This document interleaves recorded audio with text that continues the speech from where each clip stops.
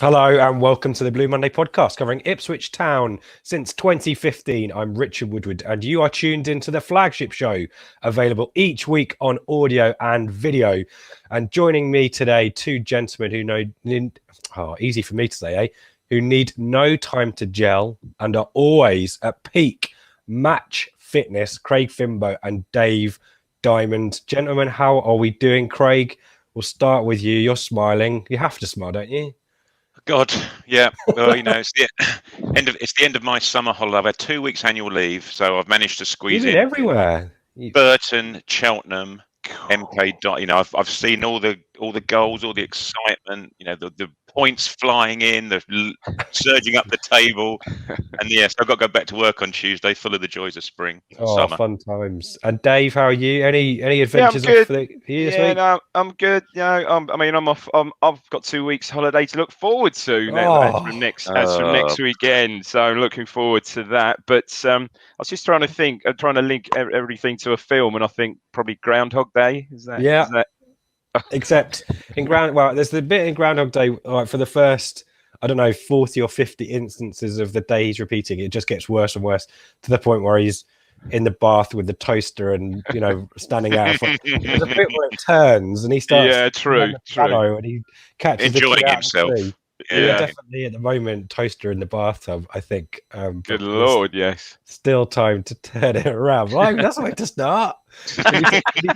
Listen, I'll lift the energy. We'll lift the energy. I've got the whole of Sunday to look forward to now with that in the back of my head. I'm sorry. Well, let's move things on. Let's talk about some news.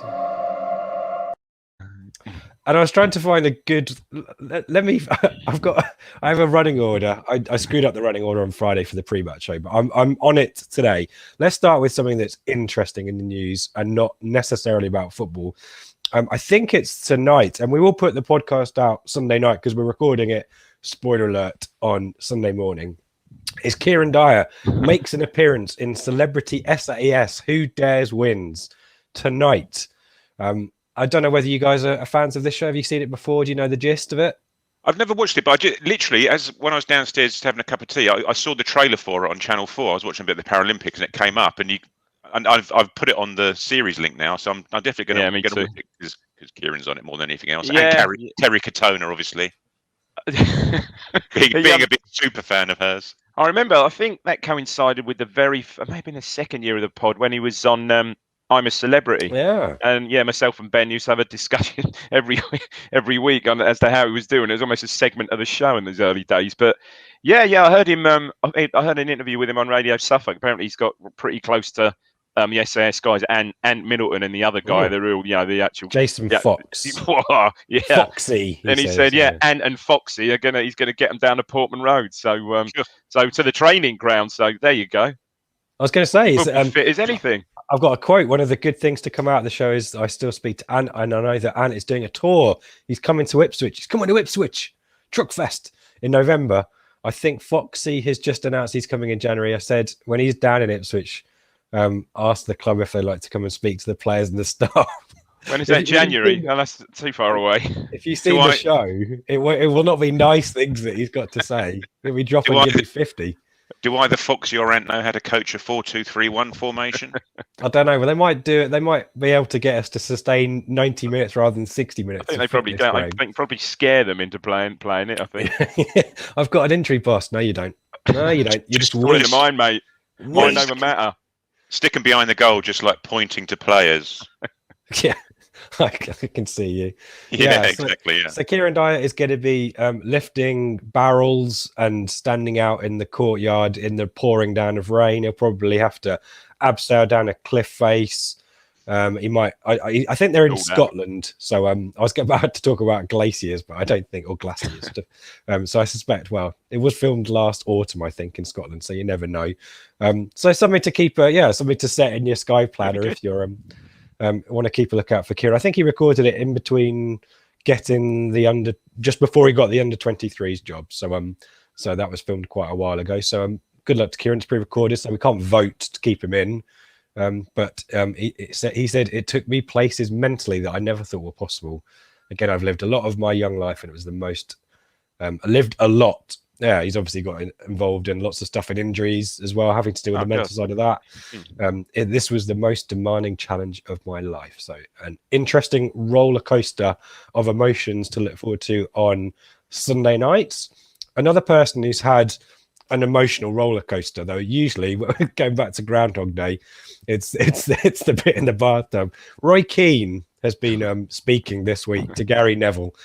We got a sneak peek of this interview a few weeks back when, it was very like Partridge, like your biggest regret, biggest disappointment, Alton Towers.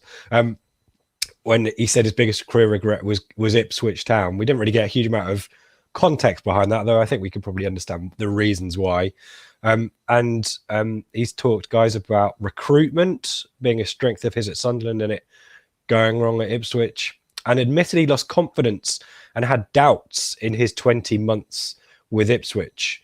One of the key things, I'd be interested to get your thoughts on this, and something I guess we feared might be the case. A quote, I knew my days were, I'm not going to do the accent. I knew my days were numbered when I was explaining to the owner why he's playing right back and why he's playing left back. There you go. I think what else have we got here? Yeah, I had the dreaded chat with the owner when he was in my office and we're on the tactics board. Why is he playing there? And you're looking and going, this is not right. Any thoughts on Keno and that Keno Evans Clegg tripod? That never felt like it worked, did it? It was just horrific, wasn't it? It was just a horrific set of, I'll say circumstances, but yeah, it was quite funny because I remember when he came in, the massive interest was absolutely huge, wasn't it? Goodness me! And I remember I had a call from a guy, a friend of mine in New York, in the States, who's big. He's American, but big soccer fan. Well, pretty knowledgeable as well. Loves Ipswich. He'd been over to Ipswich from years back. Actually, his favourite player was Mickey Stockwell. So there you go. You can see how committed he was there. Yep. And he said, Roy Keane. He said, and he's Irish as well, so he's big into Keane. He said, that's it, Premier League. So I thought, yeah, well, you're probably right. And you think, you win the first 2 or 3 games. We're back end of that season. You think, here we go, and then. Bit like this season, really. Just never quite got off the ground there, and it was just such a bad fit, wasn't it? Goodness me, it was awful. I'm sure he had a lovely time in the country walking his dogs and stuff like that, but no, not a great fit, was it? He says that his recruitment was good at Sunderland. Well, if you're going to spend upwards of £2 million on Priskin and Lee Martin, I'd suggest that probably may not be the case at Ipswich. No. Some mitigating circumstances, though, because I don't think he set the fees for either of those players. If you read his book, obviously it's going to be his view of things, but I think... exactly. I think that's what you got to sort of take into account is, if he's on the market for a job at the moment, or, intimating he's on the job market, then he's not going to hardly be saying, I balls that up, I balls this up, it's all my fault, etc. And he gives this persona. Now the persona he has on telly is quite a jovial character, the Mika Richards relationship, etc. But you know damn well what he's going to be like behind closed doors in the change room when he's slinging tactics at people and stuff like that. There's more. To pick you up on that, there's a quote here. He's asking himself questions in the third person, which, or the first person, which is good. Do I look back? Do I? I can't do it. It would just be rubbish Irish accents. I'm not going to do that. Do I look back at my coaching and my staff and think we've got that really wrong? No, I don't think I was really doing too much different to Sunderland. At Ipswich, what I was doing around the training ground and the pitch, how I dealt with people, I think was one of my strengths. Motivating people.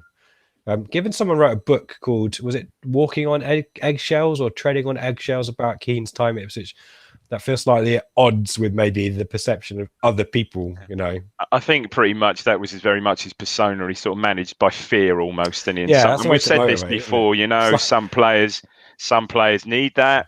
Some players are so laid back and will respond to that. Others just have got the character where they need an arm around the shoulder sort of thing. It's just the nature of it. And yeah, I think he knew only one way to manage, and that was pretty much by fear. And look, he set himself such high standards. That's the problem, isn't it? As well, not necessarily coming from Sunderland where he got promoted, but the standards set where he played at Man U years before. The standards are so high, and do you know what? And look, I don't particularly like the guy, but must have found it frustrating, I guess. Yep. And were you looking for the book there on your? Yeah, I'm sure I got it behind me somewhere. Yeah, I've got it somewhere. Yeah. But the thing is, you heard from was it Damien Delaney came out after, and I'm sure Owen Garvan's come out and said something similar, saying, well, these guys idolised him, being Irish kids growing up. They idolised him. When they actually got to see him in the flesh, he was a nasty bastard to them, excuse my French. And, it was completely opposite, and as you'd expect Roy Keane to be, not the one that we're now being told he's like. Don't think John Walters idolised him either, did he? Exactly. No. Show us a picture of your vomit. Yeah. Come on, John. Don't believe you. Show us it. Prove it. And at least he admitted that he the worst thing that happened to me at Ipswich was I won my first 2 matches. I mean, the worst thing. I won 2 bloody matches. That's the worst thing that happened. Did he not have one Giovanni Dos Santos at the time? Gio won him 2 matches. Yeah. Yeah. So maybe it's not so bad. And then he came out, and then he didn't. Then he said, I think after that commentary game, did he not immediately come out and said, "Don't let supporters be fooled by that. We've got no chance of signing him. You can forget that." That put him on the back foot straight away. Although it was obviously realistic, but yeah. So it's always good to have some Roy Keane in our lives, but he's always good to talk about, isn't he? Some good value there. And finally, in the news, I do have some news up my sleeve. Might be breaking at the point that we record, so I'll keep that and use it in context later on. This is logistical and very boring, but happy to take any views on it. Season ticket holders who renewed at the end of the 2021 season got a free cup ticket. That was an offer that was dangled to us. I don't know whether the goalposts have moved a little bit on this one, because there's one tie that you can redeem it against, and it's the Papa John's Trophy against West Ham's under-21s on Tuesday, the 14th of September. Kickoff 7:45. Please be in your seats 30 minutes before kickoff and all that stuff. I'm thinking about that. Why the hell didn't they just redeem it for the Newport game? Got 10,000 there. We might have got, I don't know, how many was there? 5,000, 6,000. Geez, we might have actually got a result. You don't know, but. Odd one. Well, and that's the point, logistical wise, just as like announcements, this is like you can get them from now until kickoff on the day of the match. But yeah, your thoughts on? I don't recall there being too many caveats about this. I think that's naughty. I think that's really naughty of the club, because there wasn't anything come out at the time saying it's going to be an EFL Papa John's Trophy match. It's a cup match, yeah. And as I said, I tweeted, well, I'm saving mine for the 5th round home tie against Liverpool in the FA Cup in like February, whenever it's going to be. Now, no one's going to want to use them, and it's just come out. It hasn't really been widely communicated to everyone. There was a tweet come out. Well, what if the 60% of season ticket holders who aren't on Twitter haven't seen that they need to use it for this Papa John's Trophy Cup match? It's just. In the next I can't go anywhere. I'm away. And it's not as if the cost of that cup match is going to be extortionate in any case. You're not saving yourself 25 quid, are you? You'll be saving yourself a tenner by using it, wouldn't you? So yeah, a little bit of give with one hand and take with the other there. The only other bit of news, we talked about this on Friday, and just to get your thoughts on this, guys, and not in the squad. Nice kind of dovetail for getting into the match from Saturday. Armando Dobra not in the match day squad yesterday or Saturday, with a loan lined up somewhere. Chat about Cole U getting a lot stronger over the last few days, but AFC Wimbledon linked, Leyton Orient, Salford. Your thoughts about that one? Who wants to take that? If we've got Sonia Luca on the bench, mate, do we need him? Yeah, well, I can sort of see it in both ways. That yes. Ideally, in ideal world, you'd like him around the squad. You'd like him on the bench to come on for that last 20 minutes, half an hour, and occasionally start. But it's whether he's guaranteed to get enough games in a whole season to keep his progression going. If he can go out on loan, ideally to a League One club, and get a nailed-on 35 games, so starts, then looking forward, it probably will do him more good than it would do hanging around here and getting 20 minutes here, there, and everywhere. That's sort of my view. Agree with that, Dave? I think so. Yeah, I just if it's another League One side, though, I'm not necessarily seeing him getting 30 starts. He's just got to fight. And I think you said this on your previous show, which I've managed to catch again. Thank you. That's all right. And he's just a bit inconsistent, isn't he? He does it in flashes, and honestly, you can look at the team now and say the majority are like that, but he just does it in flashes, and he just leads to deliver. I think again, that's the point you made, Rich. Just for me, more end product, and yeah. Craig's quite right. Whether that comes with experience of playing games and he gets more game time away than not just bit starts, which I think he's going to get here, then that can only benefit him. But that's what he needs to add to his game, just that end product, doesn't he? That's what Gary Roberts said, didn't he? Gary Roberts said numbers, didn't he? When he was interviewed last week, wherever it was, he said, he just needs to produce the numbers, or I think it might be Franny Jeff as one or the other of the two. Yeah, because he's a great little player, and low centre of gravity. We've seen it; he can do it, but just needs to deliver now. Yeah, he's got ability that not a lot of players have. Yeah. But as you said, I think it's 1 assist in the league, no goals. And that's 20 appearances. Admittedly, a lot of those. He scored that thumping goal against Gillingham. Gillingham in the cup. That was a Papa Johns as well, wasn't it? It's a trophy. Yeah. So it'll be interesting to see what happens on the pantomime Tuesday transfer deadline. He's gone. If he's not in the squad yesterday, he's gone. He's gone. Wouldn't be surprised if he ended up Cummings as well. Right. Well, let's bring things up to date. Let's head to Portman Road. And team news. Probably more interest on the Wimbledon side. I'm going to cover our faces with the lineups so we can talk about those. For our opponents, Craig's peeking around the corner there. Yeah, I can. There's a hand. Probably for the first time this season, they've gone for a 4-4-2. I think there was. I mean, guys, land of the Giants yesterday, wasn't it? That centre back pairing of Hennigan and Nightingale, more on those guys shortly. But Ollie Palmer, Aaron Presley up front. Ollie Palmer 6-4. So we were expecting them to return 4 at the back, but 2 up front. So obviously fancy their chances. For Ipswich, Macaulay Bonne missed out with an injury, picked up in training on Tuesday, according to Paul Cook, similar to what Connor Chaplin had. And Chaplin's obviously been out for the last 4 weeks. So not wanting to take a risk there for our leading scorer. Otherwise, as you were from last week, your thoughts on those changes, guys? Yeah, I mean, that was very disappointing about Bonne because obviously he was being great for, with the 2 goals last week. He was in great form, and from what I understand with regard to Chaplin, if it is a similar injury, that's a hamstring, and that's the curse of a hamstring again. That's 3 weeks, or we'll say Chaplin's been out virtually a month now. Other than that, I just thought it pretty much picked itself, didn't it? From he was always, I think, going to play the team pretty much from last week. So yeah, no surprises for me there really. Is that important? I mean, we're talking about a team gelling. That's the G word, Craig. Even if players are maybe not fit, and more of that shortly, it's probably more advantageous if they can play most of the game to keep this consistent selection, is it? Yeah, and get them used to each other still, isn't it? Things like that. The only potential was, I suppose, was the centre midfield, given the performances last week weren't great. But again, is Carroll completely up to speed to start matches? Probably not. But they're going to the Wimbledon team. Those 2 guys up front, they were huge. They were warming up in front of us, and I said, didn't I, on WhatsApp, these 2 guys, they're absolutely massive. But to be fair to Wimbledon, they didn't bombard us. No. They were still playing it along the floor and playing it into them rather than smacking it onto their heads.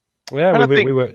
And I think generally the centre backs cope with them pretty well, didn't they? Open play, I thought generally they did. Much better. It looks, as we said on the pod last week, it looks a much better balance, left foot, right foot, no matter who. It really does. But in open play. We'll talk more about Coulson, but there was he obviously went off injured last week, and didn't look necessarily up to it. He's recovering from COVID, and he started, and that was a positive. And I thought he was excellent. Really good, quick, both ends of the pitch. I quite like Penny. I don't think Penny's done a lot wrong. I really don't. I think he's had scored a goal, put that to one side. That's what he's there for. But I thought he's had a good start. But you could see quite a slight player, but quick, and he quick on the tackle, quite quick, both in attack and defence. So liked him. But COVID and that. I mean, spoiler alert. When he later on in the game, I think he just cramps up. Yeah. It's just his intent, isn't it? Whenever he gets the ball, he's looking to get forward with it, isn't he? And he's full on. Yeah, really committed. Yeah, I like him. Yeah, and like him. You can see why he waited for him. Got a trick in his locker as well. You know, he jinked past a few players, didn't he? Yeah. So, good to see him making an impact there. I mean, the first 15 minutes, guys, is largely Ipswich leading the way. Edwards gets in almost in the first minute and is blocked out wide. But some back and forth, and the kind of similar story to MK. I think certainly Town more dominant and a little bit more of the ball, but there was always the threat of a counter attack from the opposition there. A lot of joy down the sides, but possibly the final ball lacking. I think Vincent Young and Wes Burns were getting their eye in, weren't they, for the second half? There was some wayward crossing and a lot of far post balls. 17 minutes, we have the kind of first substantive effort, really, which Harper hits a shot really down straight down the face of Stan Evan goal. It's nice and easy for him, a good height. And then kind of Wimbledon starts to impose a little bit more. Presley gets in, hits over the bar in a corner, unconvincingly cleared, and that threat from the set pieces, we were starting to see that. It's ominous for what's to come, but you can see what their game plan was. 4 6-foot pluses in that team, and largely in the first half we dealt with that threat, but more on that later on. It got to the kind of halfway through the first half mark, the 30-minute mark, and I reflect on this. I'd be interested to get your thoughts on this as well. Is certainly since in comparison to Lambert's Ipswich team, there is a lot more credible threat and intent and purpose about our play, but there is this undertone of self-destructiveness, isn't there? Which ultimately, I think, is a consequence. You can't just be relentlessly attacking and not leave yourselves a little bit vulnerable at the back. Were you picking up that vibe? Did you have that sense of dread at that point, or were you feeling this might be our day? We're just open up. It's just when we're playing. I mean, you can't say it's not entertaining, but it's just very open. That's the thing, and that's the thing. There's got to change. It's going forward. We're a delight when we get it right. I thought, particularly first half and actually second half, I thought Vincent Young looked a yard quicker. So when me and Craig saw him play at Burton, he tore a new one by Aikens. He was just off the pace, wasn't he, Craig? So far off the pace. But I thought yesterday he looked a yard quicker.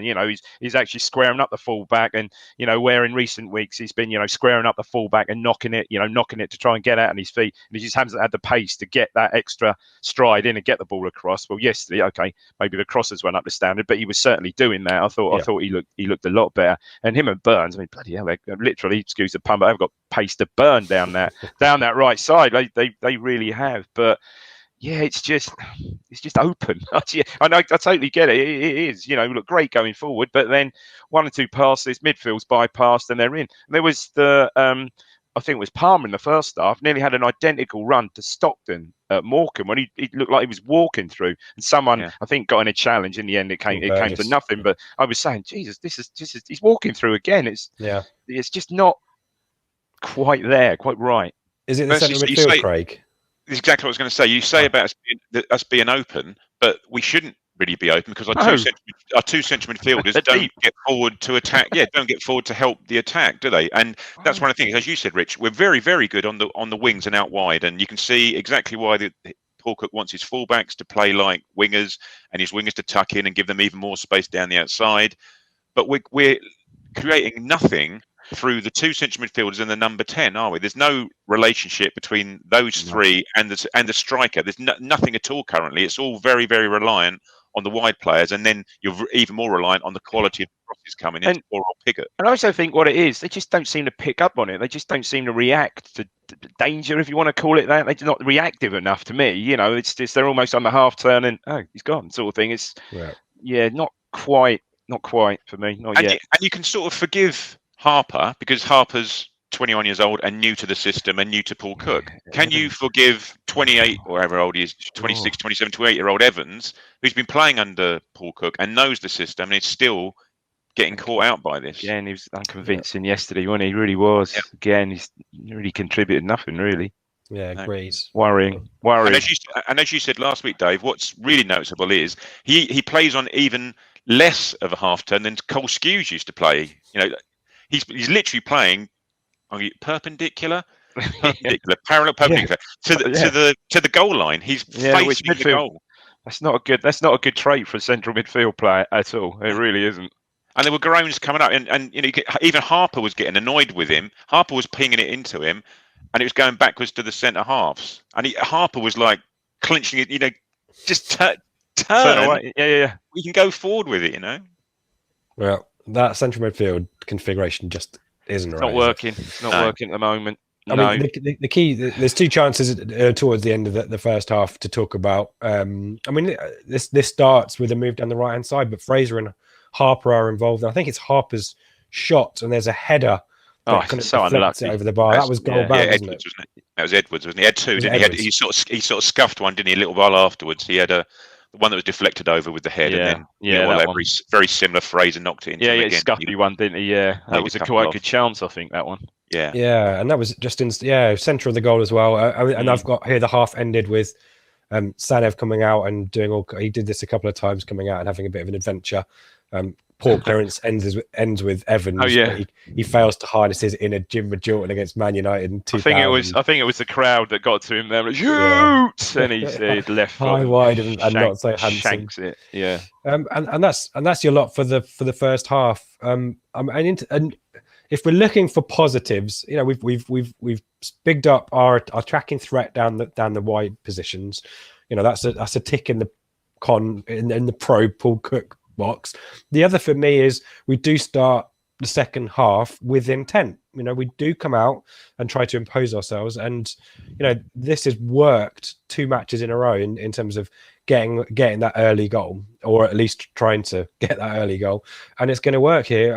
There's an early shot from Coulson, who's had a maraud forwards, but Dave, 52 minutes, Wes Burns is going to be released into all kinds of space down our right. What happens next? Yeah, this is it just happened on the right. I so wanted to see Edwards get that sort of open space to run into, which he just didn't get yet on the left, but certainly Burns did on the right, and he absolutely, the centre half sort of pulled out of position. I think as Nightingale comes across, and he absolutely skins him, doesn't he? Just for pace. It's the classic.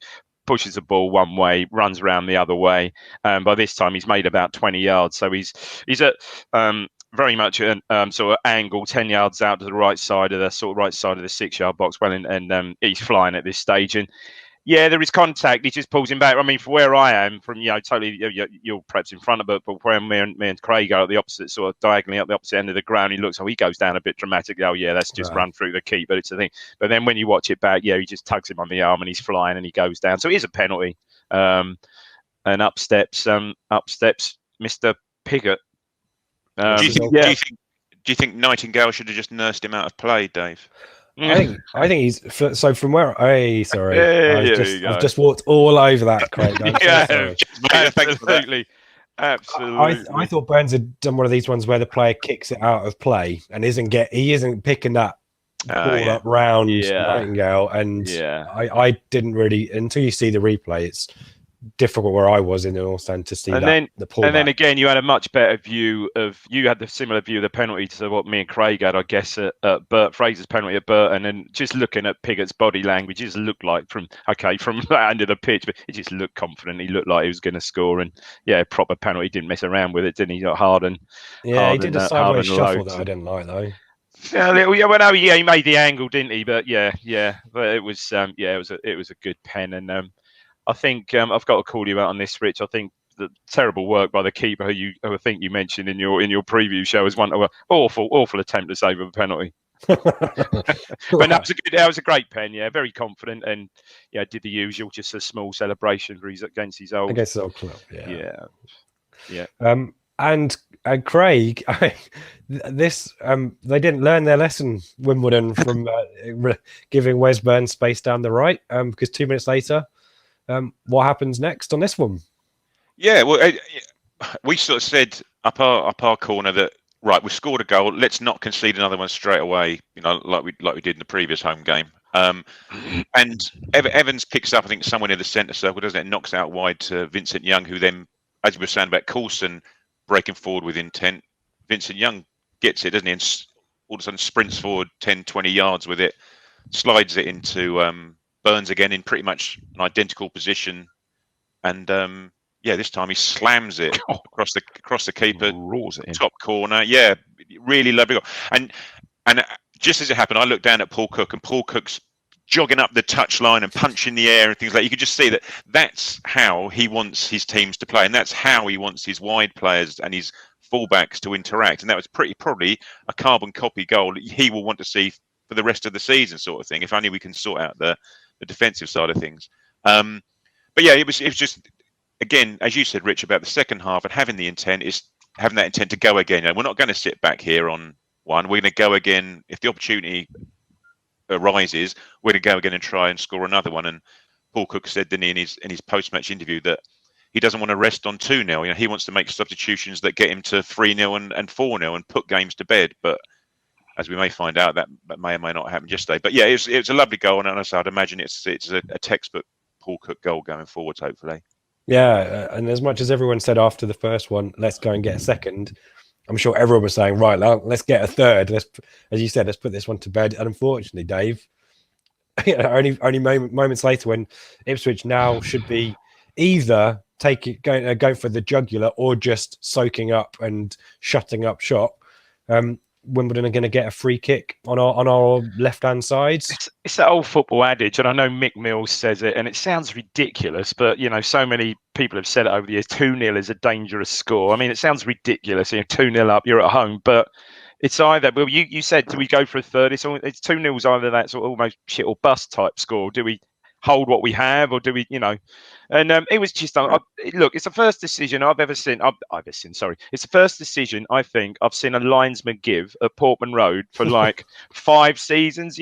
Fair enough. Even then, even for some throw-ins and corners, they're doubtful. They wait for the ref to react, but he couldn't wait to wait. And I thought it was right in front of me, and again, Craig would have had a half-decent view of this. I thought Edwards got some of the ball there. I really did, but it was a sliding challenge, slightly from the side, slightly from behind, and again, a bit like the Burns sort of penalty. He was in, the Lawrence, I think it was in full flow. The linesman couldn't wait to flag and give it. To me, that didn't look a free kick. But in fairness to you, as I called you out on the goalkeeper, Hartigan, it's a good. Well, he's a good delivery because he hits it in with pace, unlike some of ours, which we hit in with pace and annoyingly hits the first defender. And it's an odd one, really, because Pigott gets something on the ball. Usually you see, though, when the ball comes across, usually at that pace, any defending player gets a bit on it, flies out for a throw in the other side or a corner. But this one, it's almost a perfect flick at the near post, which takes everybody out, and it just falls perfectly for Hennigan, who's on the angle, he just has to get his head to it, doesn't it? Just diagonally past Ladke in the opposite corner. Odd one, really. I mean, I think Craig said that, looking back on it, Evans perhaps, again, doesn't cover himself, he doesn't react, but then again, I wonder if it is that sort of flick from Pigott that almost takes him unawares. But yeah, Evans is a little bit flat-footed there. So he loses his man. He's sort of, again, he's not on the half turn. He's sort of, he just doesn't react, does he? And the worry is the freedom that he's got at the far post, isn't it? I mean, spoiler alert, that's ominous ball bearing for what's going to happen later on, isn't it? Well, and you question whether the guy, was that Evans' man really? Would you not expect? One of the centre backs be picking up, but look, as you said, they are a big side. But yeah, it was a weird one. When Pigott gets the touch, you think, oh, danger over. No, it's not. It's in. Yeah. The two, to be fair, there are 2 centre halves are probably marking their 2 man mountain centre forwards. Aren't they? Yeah, good point. Yeah, of course. But and it probably is harsh. Well, is it a little bit harsh in Evans that flick on, as you say, did sort of flat foot him. But what you don't want to see is whoever's defending is to be looking at the guy they're marking as the guy that they're marking is nodding it into the net. Yeah. He's ball watching, is it? Again, he doesn't react. This is what we said about him centre mid. And the issue will be, from a captain's perspective, if you're seeing your captain do that, at what point when your captain turns around to you and says you should be marking at that corner, you say, well, hang on a second, mate. Yeah. Let's go back a game or two to Wimbledon when you were staring at your bloke as he was heading it into the back of the net, And I think Mick Mills said something similar, probably a little more eloquently than that, after post-match, was that, at what point can a captain, what point do your words carry any weight when you're the one that's making a lot of the mistakes you're trying to rip people on? Yeah. And it was really noticeable straight after that, Craig, that we started to tire, and I just wonder, a lot of that's physicalness, word. But I wonder whether it's just this. The players now know, that we concede. There's 30 minutes left of the game, and there was and that kind of atmosphere was sucked out of Portman Road quite understandably as well. Big time. Everyone's kind of just dropped, didn't they? And I'm looking, Harper had certainly tired. I've got Edwards as well, wasn't his usual sprightly self. Even Fraser, who's not sure has been fully fit yet. No. Burns is going to go down with an injury in a bit. For me, I like him. I really think he's a good player, as I said before. But Harper had a very similar second half to he did last week. Very lively in the first half, landed on the ball. Second half, went missing. But then so did Edwards, didn't he? Edwards had a quiet, absolutely quiet second half. Didn't get the ball to him, though. To be fair, he just didn't. And like I said about Burns, Edwards, you love to see him get that open ground. I mean, obviously sides had done their homework on him already, sort of thing. He just was never going to get. Every time Edwards got the ball, he was really tightly marked when he didn't have any freedom at all. But yeah, he was very quiet. You're right. But what was noticeable is that, Fraser dropped a lot deeper. He was sort of playing alongside Harper. We almost went 4-1, 4-1, and we're just getting deeper and deeper. And we can see it from our corner. Yeah. It's just getting condensed. The whole match is getting condensed into our final third. You think, well, Christ, we're at home to Wimbledon. And as you say, Rich, is it now got that issue? And we had it under Keane, I think, when we were conceding these stupid late goals and grabbing draws and defeats from the jaws of victory and draws. It now becomes mental, doesn't it? You get towards the final, quarter of matches, and the crowd's getting edgy, and then transposed onto the players who are getting edgy, and things are getting kicked out of play, and you just got to get a bloody win to get the monkey off the back. But this is where the captain, this is right, Craig, this is where the skipper then says, right, okay, lad, just calm it down, let's put a foot on the ball. That's what they needed to do. They just needed to put their foot on the ball and just get some possession back. I mean, I think they said after, I don't know, I'm sure I heard Mick Mills coming back in the car. First half, I think possession-wise was something like, again, usual 65-35. But at the end of the game, it was 50-50. Yep. So it just shows how much we sort of, went into our, just sat back and went into our shells a bit. Yeah, and I've got no noticeable, flashes of opportunity for Ipswich in the rest of my notes. Right. 75, there's an effort for Palm that's deflected wide. He got in down our left-hand side, I think it was. And then there's these kind of, I don't want to say weird substitutions. There's a weird situation with Burns that, is he going off? Is he staying on with his injury and stuff? And Danassian comes on for him and Aluko for Vincent Young. So the whole right side. Burns looked proper crocked again, didn't he? I mean, I think he was out initially, I heard, with an Achilles. So if there's that again, what does that lead to? Another injection? Well, ultimately, if that's breaking down, that's an operation. That's what Paul Keane said, didn't he? He said post-match it's his Achilles and they'd be nursing him through it, and he doesn't train very much during the week. So I think, bloody hell, that's ideal in August, isn't it? When you've got 40 matches coming up. But you wouldn't think it. He's flying, wasn't he, yesterday? Yeah. Absolutely flying at times, and then just feels it. And But that Danassian thing was, Danassian didn't have a shirt, did he? Yeah, he did. They kept, I think it was Aluko was they've got the bench, and then behind the bench is where all the subs sit and the other backroom staff sit, and they were throwing shirts down to him. He's like picking it up. No. That's Aluko. Next one, please. No. Oh no. That one's whoever, Jackson. And it literally turned out they hadn't got one. So of the 11 backroom staff that come out every match, nobody had thought of bringing a Danassian, whatever it is, 44 shirt with them. So he had to go running off down the touchline to the tunnel to get his shirt to come back. And by that time, the referee said, "Look, stop ballsing around. You've made the substitution. You've got to come off." I just felt having a laugh with my lad about that, because I was thinking, back when I was playing football, wouldn't it have been funny to see him run back to the changing room, and then have to run back and say to the coach, "Anyone got the dressing room key? Dressing room key was in a valuables bag. Was a valuables bag." Simple Cook's boot. That'd have been awesome, wouldn't it? I mean, honestly, you couldn't make it up, could you? Well, but luckily that extended period of time, it didn't come to bite us in the backside later on. No, it did. Yeah, well, and 80 minutes onwards, there's definitely moments here where Wolfman and Burgess Danassian all have to prevent a Wimbledon breakaway. We've talked about the substitution Coulson going off, presumably fitness cramp related. Penny comes on. He's cramp, and then, as you say, Craig, 90 minutes, the board goes up. We couldn't hear it in the North Stand what it was. 6 minutes of added time. There was that. and there had been some shithousing, weren't there? Because Hladky had been booked for time wasting. He'd moved a free kick up a couple of yards and the referee pushed it back and all that stuff. We'd obviously had, I think each team had made 3 subs at that point and there's been 3 goals. So no, that was fair. 6 minutes is about right. And then the aforementioned I've even forgot his name, Dave. Who's my man? Hartigan with the corner, Seb. Hartigan. Craig. Brain's gone to pot. Craig, tell us about the 95th minute. Yeah. Well, just a quick one on Donacien again. I thought Donacien played well when he came on again. Yeah. He defended really well. A couple of times he was one-on-one. I kind of got it. Did you? I mean, I kind of got that. I kind of got that substitution. Well, the substitution was a bit weird because it looked like a Luco came on for KVY. It was just how it all sort of transpired. But yeah, I mean, I thought. But then you look at it again. Is that an indication that we're just getting deeper and deeper? I know Burns had to go off, but you're right. When he came on, I thought Donacien did. I think he's done well all season when he's been either playing or come on. To be fair. Yeah. I'm sorry. I'm just by the by. So yeah, we can see the corner right down near the tunnel, right in front of us, and my seat looks pretty much along the goal line, stroke 6-yard box, so it's right in line with it. There's a deep corner to Hennigan, who's with nobody marking him, and if you watch on the replay, he sort of runs from around sort of near the penalty spot and no one's near him. Even when he starts his run, no one's near him, and by the time he's run around the back, Burgess has sort of noticed that there's no one near him and sort of tries to get to him, but doesn't. And it's an okay-ish header. It's in the middle of the goal. It's downwards. It's a pretty rudimentary, regular stop, you'd think, for a half-decent League One keeper.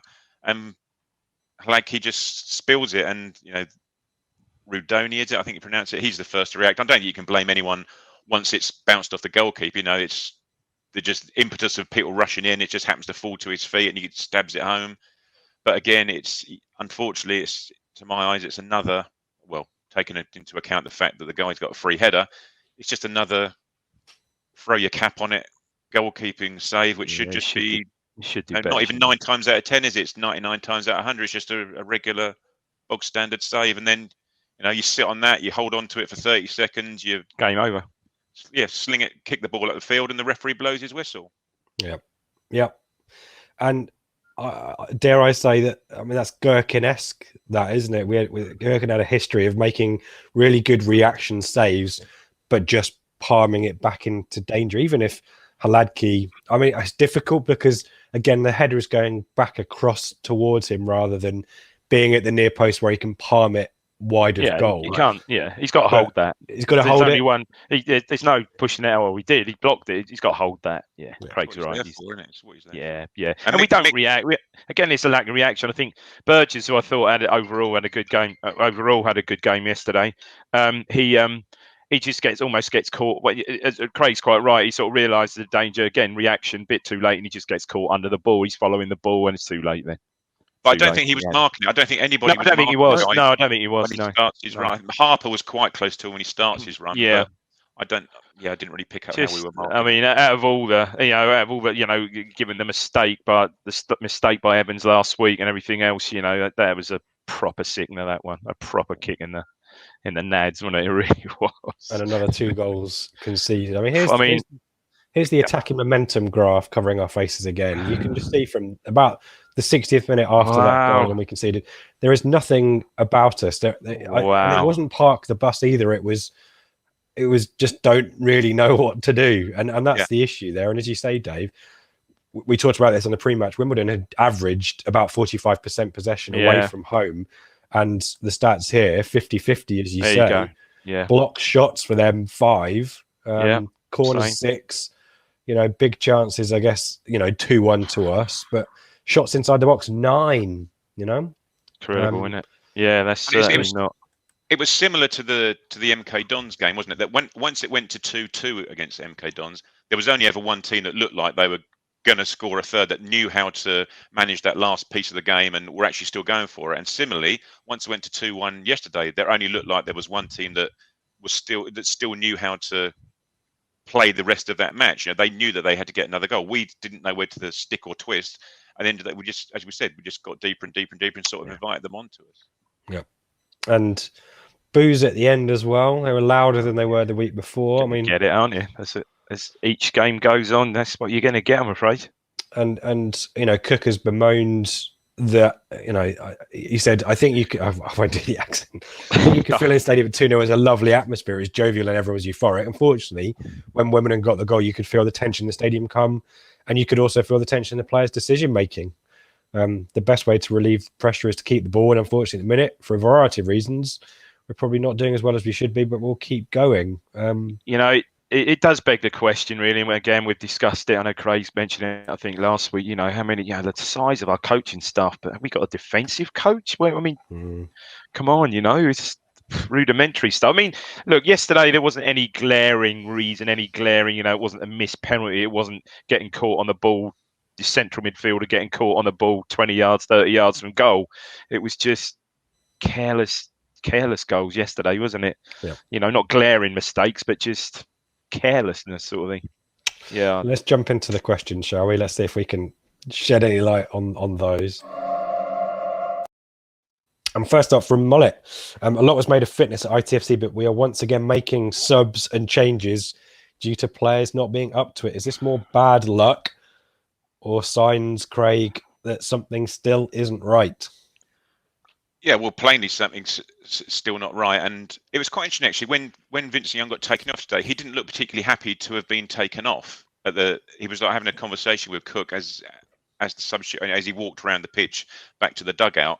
So I don't know whether that would that substitution have been made by virtue of the data that they were getting on him rather than what the player was telling them, because I say he didn't feel like he needed to come off. Fit, yeah. Yeah, the Coulson one you can understand. The guy's had COVID, so he and a interrupted pre-season, so he probably is getting back to full fitness. As you said about Burns carrying a niggly injury, which is got grumbling Achilles, so you can understand that one as well. I don't really understand Vincent Young. He had a full pre-season. He had a shoulder injury obviously last year. There's no real reason why, for a manager who puts so much stock into pre-season and wants his teams to be as fit as possible, blah blah blah, it is a concern that we're not. It was an odd one, wasn't he? I was trying to think of what happened. Did he go through it? No, he didn't, did he? It would have been perfectly natural, which to put perhaps Donatian in it. Put Donatian in at right back and just push Vincent Young forward, which he's done before and worked really well, and perhaps almost then keep on the front foot, but. Yeah, but then we wouldn't have seen Sonia Luca on the pitch. Well, if we'd have done that. Got to justify his existence. Yeah. I read a quick one here from Jack. At what point does a bad run become a bottomless pit? I think. Well, have you got an answer for that one? Well, no, not quite yet, Jack. I don't think not quite yet. But all I would say is, looking at the 5 games we had in August and the 5 games we've got coming up in September, they look a wee bit more challenging to me than on paper than the 5 we've just had. So, yeah, let's look at it at the end of September, I think. Tom, we'll stay with you on this one, Dave. Do you think Hladky is not coping with the difference in size of stadium and crowd? His reputation was superb. Yeah, he looks a bag of nerves even when kicking the ball. Yeah, I saw this question. Yeah, I think he could perhaps just do with a rest, and let's just give Holy a chance next. At Wickham. I don't look not necessarily. Holy last season. It's just crisis season. We all know how it panned out, but was he truly that bad last season? Was he? I don't know. I think the trouble with Holy is 6'7", and he just doesn't bloody dominate as he should do. He doesn't, does he? He doesn't punch his weight or height. His weight or height. That's the issue. He doesn't punch at all. But no, that's I think the issue with Holy. But yeah, I think. Yeah, I remain unconvinced by Hladky. Definitely. Yesterday, I think, just confirmed it. Was it Tom? As Tom says, he looks a bag of nerves, doesn't he? He does look nervous. I know it's this week one. Just in general, not saying when he's got the ball at his feet or anything. He just doesn't look a commanding. He just looks settled. Comfortable. Yeah, that's it. And because there were plenty of pods, possibly the D3, D4 pod, or not the top 20, were saying that this guy should be playing Championship football, not League One football. You know, how the hell have Ipswich managed to persuade him to play League One? He should be playing another league above. Well, bloody hell, I'm really yet to see anything that suggests he's any better than Holy. No. Well, this is the hot off the press bit of news to lob into the mix from Football Insider. Sorry, there's an office joke in there somewhere. That we've joined the race.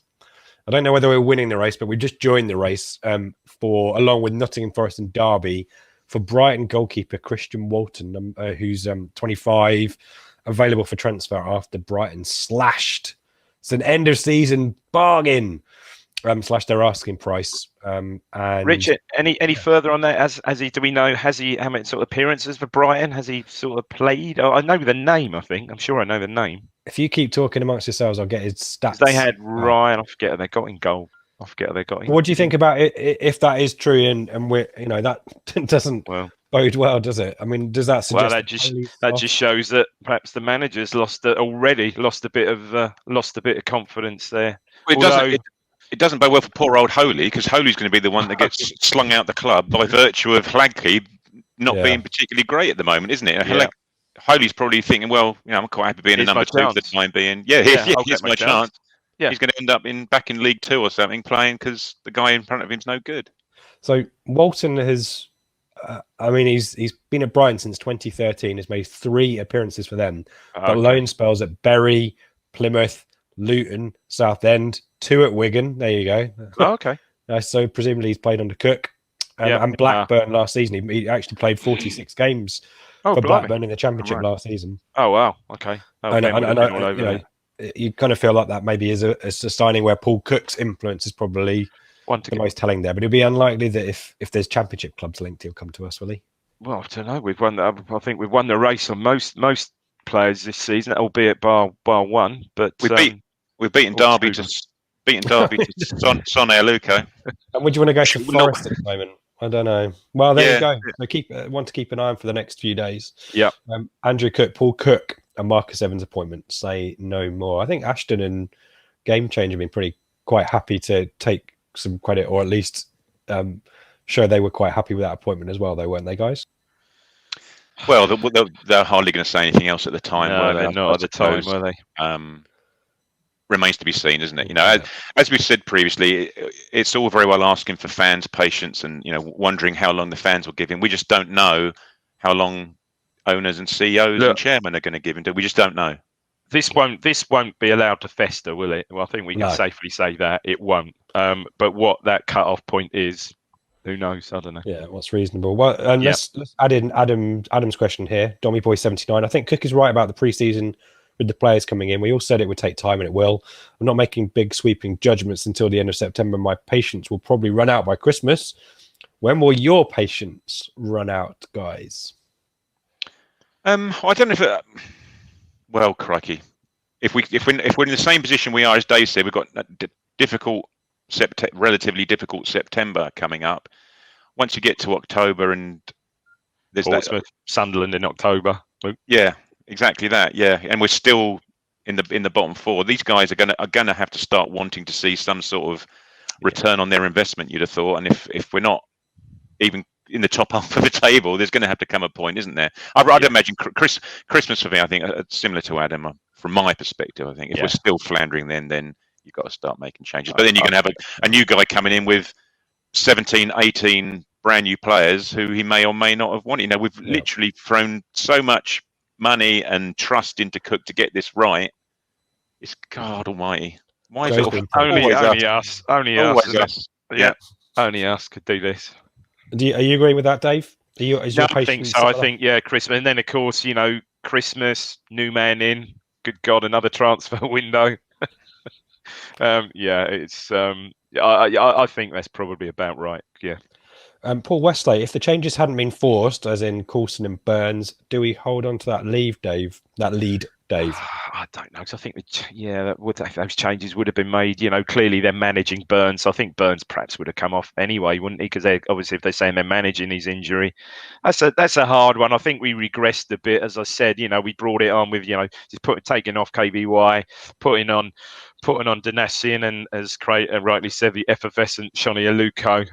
Can I use that word? Anyway, we regressed and almost invited it on a bit. But again, as we said, it's just general fitness, especially in centre mid there. I mean, I think Craig or Joe said that Harper from about the hour onwards just looked done. You know, just 21-year-old, for Christ's sake. You know, 21. Yeah, look at him. He's a specimen, isn't he? Physical, but crikey, you know, just seems general fitness not there. And the thing is, as well, what Paul Cook says, you know, he wants his team to be pressing. That very, very, very rarely happens. Yeah. Pickett will press, Fraser will press. Then there's a 40-yard gap to your central midfielders. Well, it's either they're being told not to do it or they can't do it. What do you think? What do you think of Pickett yesterday? I thought he's isolated, wasn't he, for a start? Yeah, I thought considering he was so isolated, he did all right, didn't he? I'm not sure he looked fully fit either. I think Cook admitted that. He's not. I think he's good. He's strong, isn't he? He holds the ball up. He gets himself. What he did, what Daryl Murphy used to do, didn't he? When the ball's already in the air, he gets himself to where the ball's going to be, or he sees where the defender is and gives him a bit of a nudge to get into position. I think he's strong. He was holding the ball up. He played in front of us, Dave, first half. He dropped right back onto the halfway line and slid that ball all the way down the touchline, didn't he, to Burns at one point. Yeah, no, there's a play now. He's, you know, he needs. All right, they gave him that. Okay, he got the penalty yesterday. How they gave him that goal during the week, Lord only knows. but there you go. I think it'll be a good player for us. And yeah, he was isolated yesterday. But yeah, generally, I thought I'm glad he thought the same. I thought he did okay. James Chidwick here. Are we missing Toto?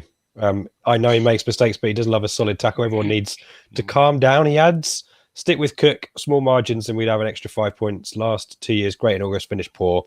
Hopefully this is the opposite. Your thoughts on Toto? I thought Wolfenden certainly had a better day yesterday, didn't he? Much better, I thought. Yeah. Much better. Enciala just gives you that physical presence, though. You know, doesn't he? You know, just heads stuff away, gets in the way. Just not the most mobile, but he is that physical presence there. I thought Burgess looks a good player, doesn't he? Do you agree with that? You know, he just looks polished. You know, good left foot. You know, just strong. Reads the game quite well. And I said, like yesterday, the centre halves. You know, in general play, I thought coped really well with the physical threat yesterday, more than any other game probably. Yeah. A couple of times as well, Wolfenden got the ball in, didn't he? And pinged a couple of passes, and he strode forward with the ball once or twice, didn't he, as well? But I know the question wasn't about Burgess, but again, I thought Burgess was really good yesterday. Yeah, I think Coulson was probably, to my mind, man of the match, but Burgess wasn't a million miles behind him. I thought he just looks a really good defender.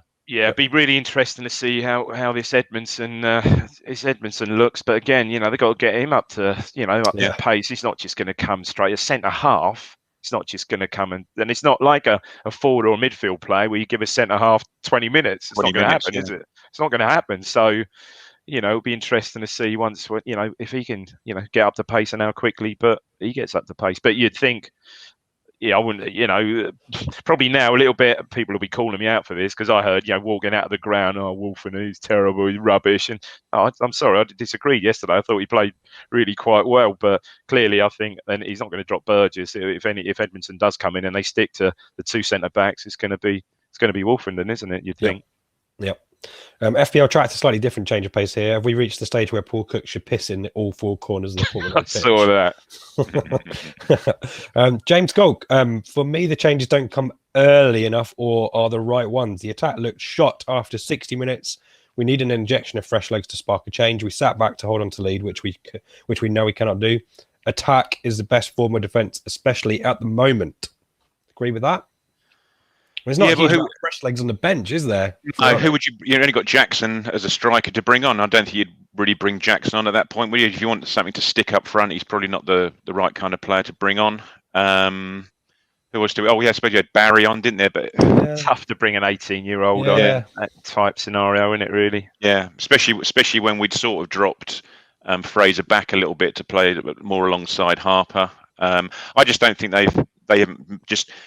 From a coaching stroke manager tactics perspective and from a player perspective, the last two games, we just haven't managed the games particularly well. I don't think the changes from a substitution perspective, as James was saying, I think, and from a tactics perspective, I don't think we've got it right for the last couple of games in those last 20 minutes, 10 minutes, 20 minutes of matches. Mm-hmm.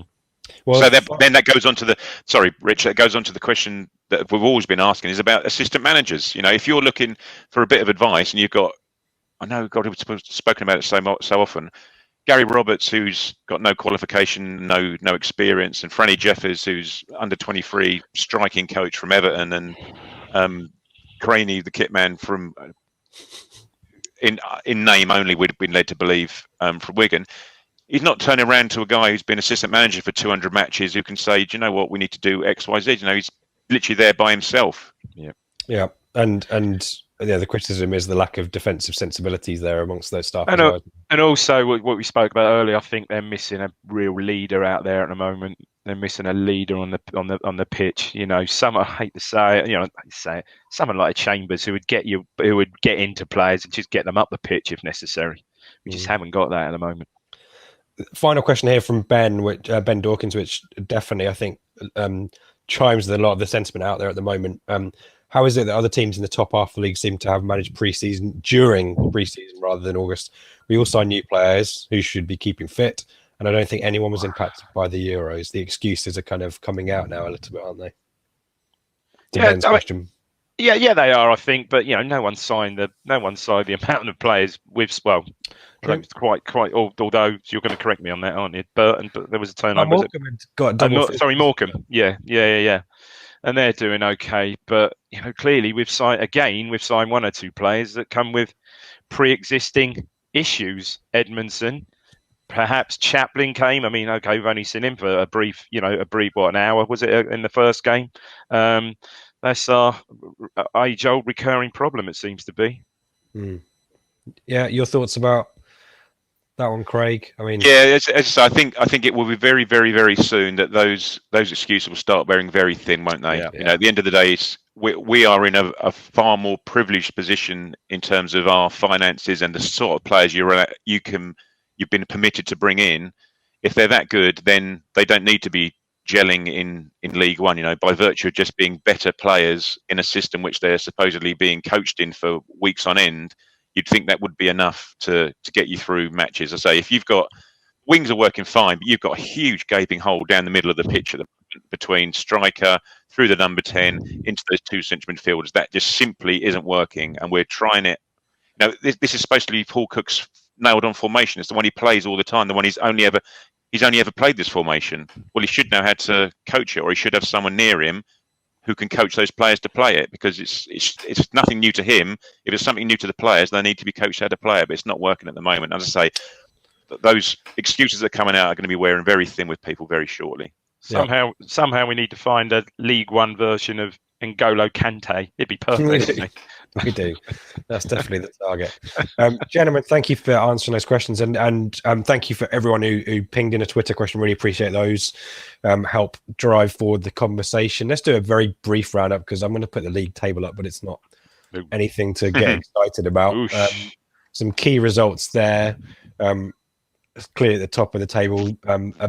Sunderland 3-1 Wickham. That's a pretty imposing victory there for Sunderland. A good goal from Embleton in that one as well. And Wickham, obviously, our opponents, assuming there's no postponement next week. Sheffield Wednesday are still second, but they were defeated by Morecambe. So Morecambe, no mugs.